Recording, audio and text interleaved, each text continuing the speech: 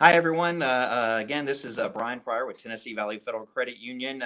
Welcome again to one of our another mortgage seminar we're having online. I've got a guest with me here today, Ryan Henn. Hey, Ryan, how you doing? Good, Brian. How you doing, buddy? Doing great, doing great. Hey, this is actually a little bit different than what we've normally done on our seminars here on the mortgage side of TVFCU. I'm going to tell a little bit about myself, and then I'm going to hand it over to Ryan. He's going to tell a little bit about himself. Again, my name is Bryan Fryar. I'm the mortgage sales manager in the residential mortgage department at TVFCU. Been in the mortgage business about 23 years, roughly now. In all aspects from origination to management, et cetera. I am a lifelong Chattanooga native. Again, love the industry, my career, seen a lot of the ups and downs. Going to hand it over to Ryan. Ryan is one of my colleagues here at TVFCU, and he is in the commercial business side. Tell a little bit about yourself there, Ryan. Yeah, so I am the manager of the commercial and business services department for the lending team here. So Brian and I are counterparts. So we deal with everything. I like to use the word business or business purpose is a good way to describe when we get involved with something. And then we use the word commercial loan because a lot of big commercial properties are perceived as commercial lending, even though they do have a business purpose. And so we have a great team over here. I've been in Chattanooga now for, gosh, going on 10 years. I've been in this business since I got out of college. Won't age myself there, but I've been doing this. I've been in the banking industry for about 5 years at a local community bank. I worked for the SBA for a year where I worked on with the Small Business Development Center doing business counseling. So I have a Mm-hmm. good business background, helping our members from a business aspect. And then, of course, I've been at the credit union a little over 6 years now here, managing the lending department for the business and commercial services most recently. Yeah, and I know Ryan and I we talk a lot together. Our teams work hand in hand a lot of That's times right. because we're doing mortgages on homes. And now Ryan does a little bit different than what we do in my department as far as, but we do something that's very similar. We swap business. If we can't help them, they might have a better product over on the commercial business side. We refer a lot of business over, and so does he, since some business Yeah. over our. Works vice versa. We complement each other very well, and that's why the credit union has both our departments, and we feel like we both serve our members and what their needs are, and we look at deals to make sure that we don't have a better fit on one team or the other, and then we go that Yeah, route yeah. with each other. Yeah, constantly going back and forth, see what we can do for the membership. Also kind of ties in hand too with our consumer side too, that does our car loans and signature loans. TDFCU being a full resource lender here. That's right. We can do pretty much anything.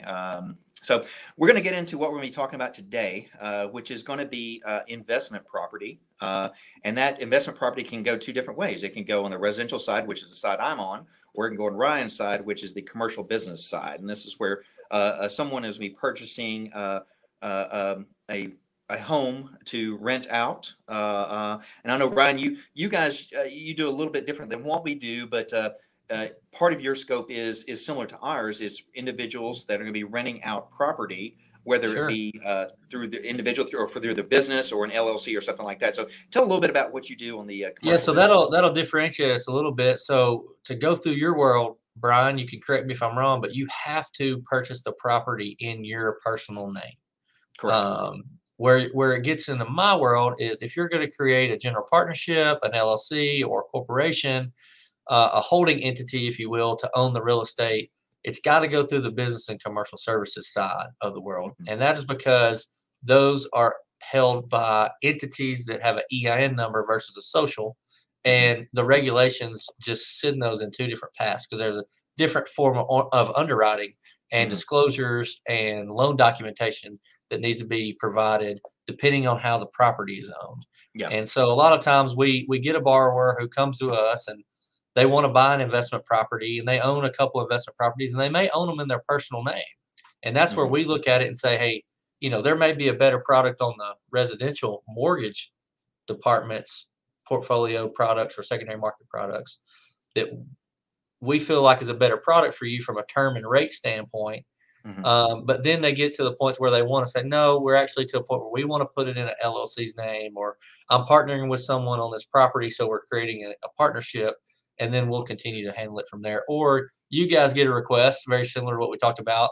Hey, I want to buy this investment property, and then a week into the due diligence, they want to put it into a business name, Yeah. and we have to go through the proper disclosures that way. But our difference would be the borrower, being the LLC, for example, would be the borrower on the note, and then the owners of that LLC would guarantee the note. And Yeah. then in your world, the borrower would be the individual. So that's an Yeah. easy way to differentiate the sides, just at a 60,000-foot view, if you will. Yeah, yeah, and that's something we run into too, and then we'll ask our members whenever we're talking to them about, if they're wanting to purchase or refinance on their investment property. Also, too, zoning is another thing too that we run Yeah, into. great point. How the property is zoned. Generally on the residential side, it has to be zoned R1 residential property. Sure. We do also too single family homes. We do duplexes, quadplexes. You guys can do a little bit more than what we can do sometimes. That's correct. So we have a product that is 1 to 4 family. So what you described is we have a single family, duplex, triplex, quadplex product. And then we have a multifamily product, which is true commercial. That's where your zoning is going to change. So for a property to have more than 4 doors on it, if you will, it would probably be zoned a little differently than what you can do. For instance, a townhome, Yeah. It's got 8 doors under one roof. That's something that we can do on the investment side. Small apartment complexes or multiple properties on one parcel, which is we see a lot in the North Georgia market, where someone had built a couple different houses on one property. So we need to do that during an investment loan. And then, of course, we do have our true commercial lending, which is a strip center, a large apartment complex, owner-occupied commercial building, or a true, like a warehouse, a mini warehouse, a climate-controlled storage. Those kind of things fall under the true commercial world in an investment loan as well. So you get a lot of investors, too, that have 5 or 6 or 7 1 to 4 family rental properties and find a package that is maybe a 5-unit or 6-unit. So they may be going through the residential program, and then we find a need for them on the commercial side as well.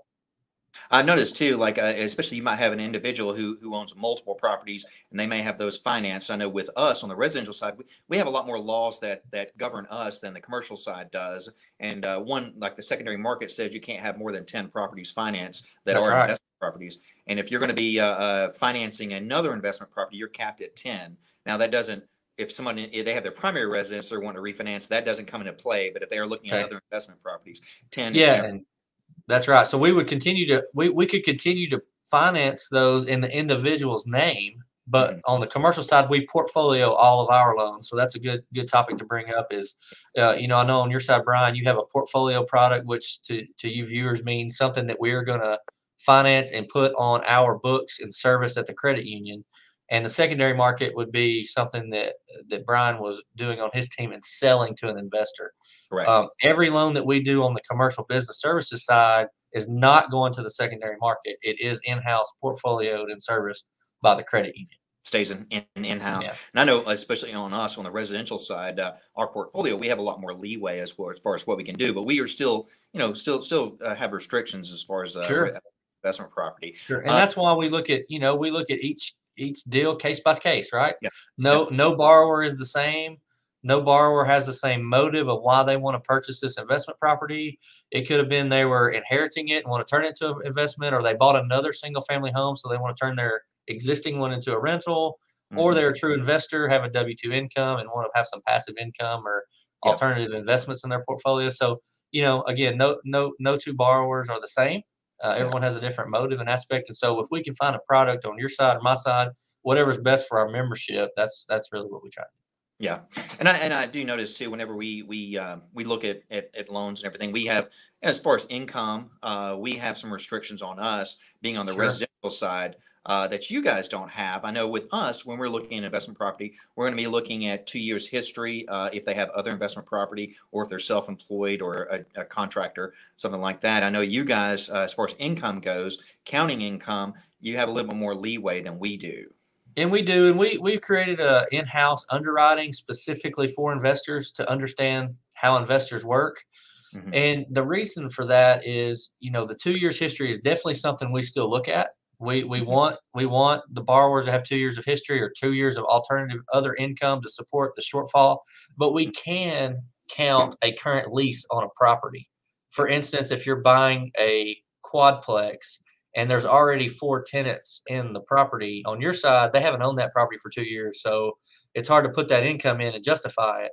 And on our side, we underwrite to the project. So we're looking at that property to support itself. So we would take into consideration those leases that are coming with the purchase. Now, you're not going to get a full rent lease income to the bottom line. We're going to still have to look at a management fee expense, a vacancy rate expense, a maintenance expense to get that true net income, money available to service debt. So if each of them are renting for $500 a door, you got $2,000 rental income a month. We're going to do a vacancy rate, a management fee, and an expense off that $2,000 a month to get what a monthly cash flow is for that property. Yeah, yeah. So you do have some leeway, much more than we do sometimes. Sure. Looking, and that's where we talk about we swap business. If we That's can't, right. definitely talk to Ryan and his team, see what they can do. And we were also talking about different properties and everything as far as like loan to values. I know when I'm talking to people and they're calling about I have an investment property, I want to get a better rate on it or something like that. You just did my loan for my primary home. You got me a really great rate. Why is the rate a little bit higher on investment property? And I always tell people it's risk. I always go with a short story of, hey, you live in a home, you got a roof over your head, you have an investment property, you run into financial difficulty. Which payment are you going to make first? Primary That's residence. right. So you have to offset that risk of that loan on that investment property with a little bit higher interest rate. So that's something we do run into. Now, rates, as everybody knows right now, are historically low. Oh my Still gosh, yeah. incredibly low. But your investment rates are going to be a little bit higher than you'd say if it was your primary home. And that's true. And also it speaks to how long the rate is fixed for. I know you and I have a lot of conversations about fixed rate versus, if you will say, balloons or variable rates. And we get a lot of questions about that of, not understanding a balloon, because the traditional mortgage is, let's just use an example, a 30-year fixed rate payment. And so you know what your rate is for 30 years. In an investment property, you're not necessarily going to get that true long-term fixed rate because of the risk involved in the lending and the risk of the market. So we do a lot of 15 and 20-year amortizations with 5, 7, sometimes 10-year balloons. Sometimes we do have a 5-year product with an adjustable rate like you guys have as well. And again, it depends on how you own the property, how we will look at it, what your true need is. If you tell me, hey, I'm going to buy this property, but I'm not looking to hold it for longer than 5 years, then why would you look at doing a 24-year fixed rate if you know 5 years is you're out? Because you're going to get a lot better rate on a short-term 5-year balloon than you are well, traditionally, right? Rates are so low now, the margins are so thin. We don't have a whole lot of a margin of difference with a low interest rate environment that we're in. But it's just a way to look at it. And so to speak to balloons, I know we get a lot of questions about balloons. That's a hard maturity of a loan. Yeah. So you have a 20-year amortization, you have a 5-year balloon. So when you get to that 5-year loan, 5 years into that loan, that loan will be repriced at the current rates at that time. Now, that could be up or down. 2 years ago, if you locked in a 5-year rate or 5 years ago, and you're coming up on a 5-year balloon today, rates are lower than they were 5 years ago. So it may be an advantage to you for a refinance. So you look at it both ways. What's the strategy? What's the out? Is it long-term hold, short-term hold? And again, obviously I'll never tell anyone not to lock in a long-term fixed rate if they can qualify for it and it makes sense, because that's just smarter, because you don't have to worry about the volatile market. Yeah. And, you can always pay that off early, That's right. I always tell everybody, when you're buying investment property, the goal is to get that property paid off as quickly as possible, because all that income is generally once expenses and everything, it's net income. Get rid of that mortgage as quickly as possible. And you were talking about ARMs. Now on our residential side, we don't do balloon notes. We do fixed rate and ARMs too. And we have a little bit more leeway than the commercial side does. We can go up to 30-year amortizations on our products. I have the 7-1 ARM and a 10-1 ARM, which is a 30-year amortization, but it's fixed for 7 years or fixed for 10 years. And then I have 24-year fixed rates, 14-year fixed rates, 10-year fixed rates on our investment property. So that's one side where the residential has a little more leeway than the commercial side has. So and that's where we swap business back and forth sometimes. Sure. And it's just about risk. It's about that borrower understanding the risk that they're taking of how they want to own that investment property. Mhm. For instance, if they have husband, wife, 2 W-2 income wages, and they have a side rental property and they want to buy it in their name, probably not a whole lot of risk involved in there. Yeah. You get into 10 investment properties and you have 10 renters. Yeah, that's another reason why you may have that secondary market cap of how many properties you can have, because you're putting yourself at a little more risk. Yeah. You're spread out with your expenses. If you have 4 roofs that get blown off, then you have to fix 4 Yeah. AC units that go out that have to be fixed. There's a little more risk, or you have 4 tenants who are in your properties and could cause a little more risk for you from a personal standpoint. You see a lot of people shelter those properties in LLC, for example, to separate their personal and their business investments from each other. To protect themselves and everything. Now, and That's that's right. something you and I we talked about before, but we see people that come along and they might have their property, their investment property a certain way, but then may want to change it Yeah. to the residential side. And you and I were talking about that, and just kind of explain a little bit of the legal ramifications you may have for Yeah, that. and you and I talk about this some. We see a lot of people who go to your side or talk to me about, hey, I want to put this in my LLC, but by the way, I can go to the mortgage side and get a 30-year fixed rate in my personal name. So I'm gonna finance this thing for 30 years in my personal name because I can qualify for it. But after the closing, I'm gonna go quit claim deed that property to my LLC and get the protection. Yeah. And I get that all the time. And my response to them first is, well, I'm not an attorney or an insurance agent, but here's what I have seen in our experience and why we do these kind of things like these seminars is, first of all, if you read your consumer loan agreement, most likely you quit claim deeding that property out of your name as an event of default on that loan because you've changed the ownership of that property.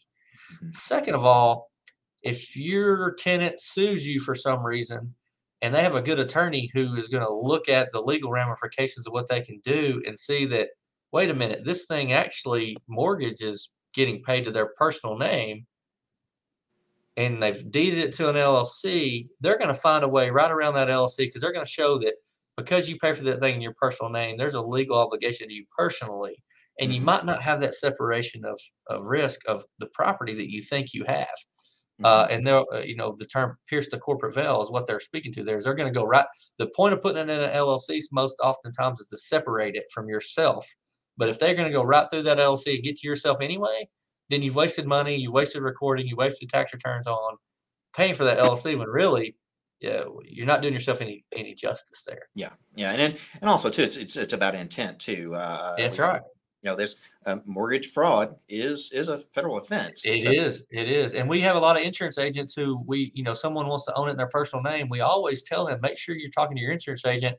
If yeah, you are going to put it in your personal name and not put it in an entity name, at least boost up the insurance on that thing to help cover yourself from a personal liability standpoint, yeah, to give you some extra coverage because you're relying on a tenant that you may not know yeah, in your properties. And again, mortgage fraud is huge right now. yeah, Another thing is credit reporting. That's something that on your side, if you own it in your personal name, that's going to get reported on your credit bureau. yeah, You report every month to the credit bureau on your personal name. If you put something in your business name under your EIN, that's not going to show up on your personal credit report. Now, when you're doing underwriting, we're going to ask for a business debt schedules because we're looking at the business. yeah. But that's another thing that, if you have 10 mortgages on your credit report, that could affect you to do, to buy some personal loan that you may want to do personally. Yeah, yeah, and again, that's again where we swap business. It depends on what people are Right. wanting to do, what their plan is too, and especially I always talk to people, when they're doing a mortgage, their primary residence, have a plan, what you're going to do, but it's especially important in investment property because That's right. you are an investor. This is a future asset and holdings, and you don't want to put yourself at risk either, personal Yeah, and risk. we do a lot of, analysis on the investment property, and we try to tell our borrower, hey, you're paying $135,000 for this house. You're going to have to put 20% down. Here's your payment on a 20-year loan. However, the rent that this thing's earning is only, X. So let's say they're only making $50 a month after expenses come out. Well, some investors need a little help running those cash flow analysis to make sure the risk of the Mhm. investment is worth the net income of the investment. And to some people, maybe $50 extra a month is okay. For Yeah, some people, they may be looking for 200 or 300 a month.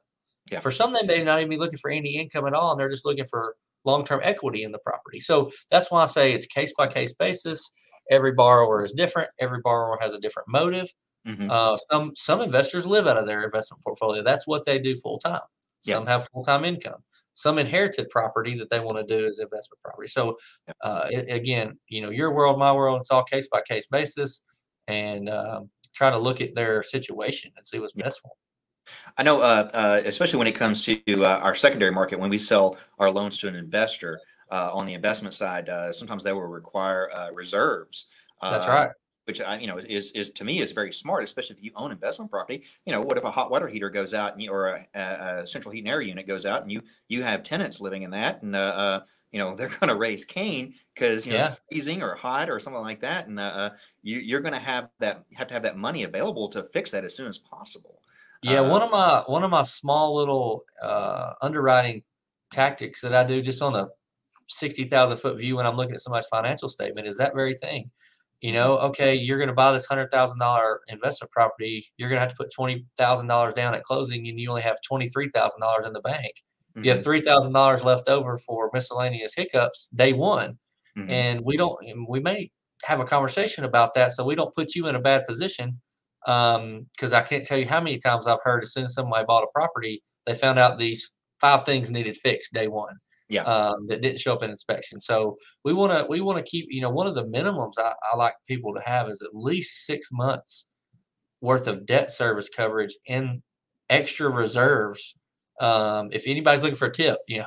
keep at least 6 months of extra reserves day one, and that to me is kind of a minimum Yeah. of that cash flow, because you may have a tenant move out and you have to Mhm. cover the mortgage payment, a hot water heater, a problem in the kitchen, Mhm. bathroom. Uh, in this market we're in of low rates, we're also in a market of high cost of material. Yeah. And so to get something fixed right now is a little more expensive than it has been in the past. Or Yeah. supply chain. Your renter's not paying you rent because his hot water heater went out and you can't get a hot water heater for a month, and we may have an issue getting rent and you may have an issue paying. Yeah. So advising our members and advising our borrowers who are coming to us to be new members, saying like, we just want you to be in the best position you can be, Yeah. And that's regardless if it's on the residential or the business side. Yeah, and that's your lender may not require, because I know on our portfolio residential we don't require reserves on our Right. investment property, and but to me it's just a Yeah. good idea to have that money set back. That's right. And not necessarily saying we require it every time, but it's something for you to think about as an investor when you're like, hey, I'm thinking about going into buying my first rental. What are some tips you may hear? Well, one, go out and pick some people's brains that are in the investment world already. Yeah. There's a lot of people who are willing and open to talk about how they got started. Yeah. And then also, just little tips about making sure you have proper leases in place, making sure you talk to your accountant or insurance agent or attorney about what the risks are involved with this investment, because it truly is a business investment. Yeah. And making sure you're separating your accounts properly, so at the end of the year you can account for what expenses were coming out of that property, so you can do your tax returns properly. And there's all kind of nuances to investments. Yeah. And right now investments are hot. They are. Everyone wants to get involved. Everyone wants to have a alternative source of investment, if you will, not necessarily in the market or in their 401k, but have a little Yeah. extra cash and want to try something different. Yeah. And just Rates make are sure you understand the low. risk. Rates are low, which makes payments low. That's right. Rents are high, so it's very attractive right now. It is it's an attractive time, but still want to make sure you're doing your due diligence up Yeah. front, knowing what you're getting involved in. Yeah, and I know before we came on air, Ryan and I were talking too that we have a lot of our realtor partners who go through TVFCU, whether it be on the residential side, my side, or through Ryan's side. That's Uh, right. a lot of local realtor partners we work with do a lot of their investment property loans through us. So we thank them for using TVFCU. That's But right. And we again, we're both local. We're right here in the market, the Chattanooga area, if you will, the North Georgia, Chattanooga, Cleveland, outskirts areas of those. They're really good rental markets in the yeah, country. yeah, Like if you yeah, compare those to the market in the country, so we're fortunate that we have a really good, strong market here. We have good realtors who know the market, yeah. and we can do some business back and forth with those folks to make sure that you borrowers are getting the right product, the right. Um, Hopefully we can take care of anyone. Want to touch on just a couple of things, and we'll be wrapping up here in a few minutes. But Sure. you and I, we've talked about loan to values, what we can do, and I'll just kind of cover what I can do on the residential side. Okay. For loan to values, we'll talk about purchasing investment property. We'll talk about refinancing and cash out refinancing. Currently, right now, what I can do on my end is we can do up to 85% of the appraised value for a purchase, or the purchase price for a purchase, which means 15% down generally. On our portfolio, our seller can provide up to 3% of the closing costs. So that means the seller, if they agree to it, they can pay up to 3% of your closing costs on our portfolio loans. I can also do on a rate term or a cash out refinance on my portfolio, I can do up to 85% of the appraised value of the home. So that's And just does that something have a that seasoning period, Brian? 1 year. 1 year. Okay. Need Yeah. to own it Good for to know. a cash out refinance. So they need to own it 1 year. And then they can go up to 85% of the appraised value on it, which is really good for a cash out refinance. That So is, that is. you, And on the you, business side, we have a similar product, 1 year seasoning period, but ours is up to 75% of the appraised value. yeah, And again, it's just a difference of risk because we have a borrower that's not necessarily the primary. It's a business entity, and so there's a little difference. But we can do up to 85% of the purchase price mhm, up front. We have a lot of people who have a purchase price and it appraises for a little more up front. So we always have that conversation of it's the purchase price or appraisal, whichever's less on the front end when you're buying. So we always go off the cost in that first year. We have, obviously, if you put more money down, your rate may be a little better. So if you max out 85% loan to value and you max out the longest amortization and longest term that we have, you're going to pay a little more. yeah, If you're going to put a little more money down up front, get to 20 or 25% down, do a 5-year rate on a 20-year amortization or a 5-year rate on a 15-year amortization, you're going to get a little better rate. yeah, And so it's hard to put a pricing structure out there, right? Like we always get asked, well, what's the rates today? Well, one, they float a lot, right? We have to price loans a lot, yep, especially in this market. But two, it depends on the loan to value. It depends on the term and rate that you have. It depends on the loan to value or the loan to cost. property. And so there's a Yeah. lot of variables that go into how we price a price a loan. Yeah, yeah, it could be, a single family home, it could be a 2 unit, it could be a Yeah, quadruplex, something like that too. That's going to affect the rate too, and your terms too. Um, exactly. and also too, when I was talking earlier about our portfolio and our secondary market, we also do the secondary market. We sell it to an investor, and a lot of our competitors do Fannie Mae, Freddie Mac, stuff like that. And that's something I've noticed on the secondary market side over the past few months is rates, really have gone up, or they're higher. Uh, Primary resident as opposed to investment property. And I Mhm. think that, maybe it depends. Maybe the investor, they may not have a taste for investment property. Maybe they have too much on their books right now. That's So right. those rates can be higher. I know in our portfolio, we tend to be better on our portfolio rates on investment property than we do our secondary market, which is almost the exact opposite of For the the residential side. That's residential right. And side. of course, all of ours are portfolioed, and we feel Yeah. like we have a pretty competitive rate and term in the market.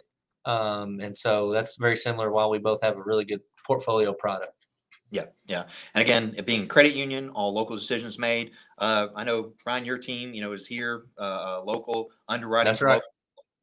Um, All the underwriters are in downtown Chattanooga. The approvers are in downtown Chattanooga. And again, we're loaning money all over our service area, and some outside of our service area if the borrower is local as well, that are yeah. going out Uh, of market. just speaking of that, as far as I know, with on the residential side, being membership and everything, with you guys, commercial membership or business membership, just tell a little bit about that.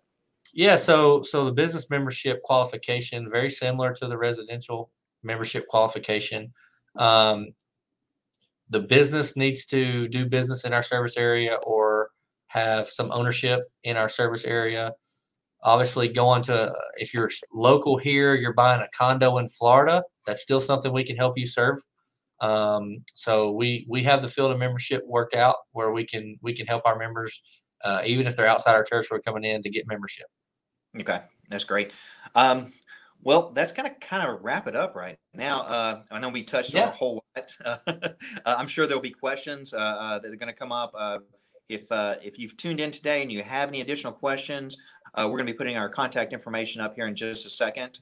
We can get a hold of me and the residential mortgage side at 423-634-3667 or mortgage.support@TVFCU. And Ryan, if you want to give everybody your contact information. Yeah, obviously, we would love to help anyone we can. My office line, 634-3505. Remember, you can go to our website, tvfcu.com, go to business services. There is a link to apply on there as well.